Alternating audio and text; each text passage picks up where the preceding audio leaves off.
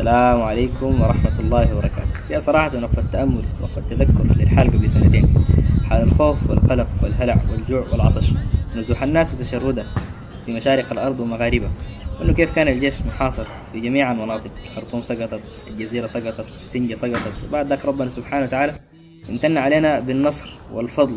سنجة تحررت والجزيرة تحررت والخرطوم تحررت، والناس رجعت لبيوتها سالمة وغانمة ومطمئنة، ورجعت تواصل حياتها عادي ورجعت لشغلها.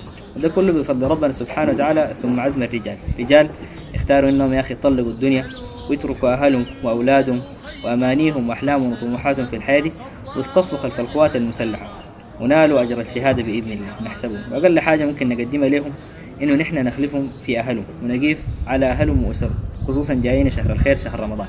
بكده إن شاء الله تنطلق حقيبة الكرامة، هي حقيبة رمضانية بتكلفة 83,920 جنيه للأسرة الواحدة.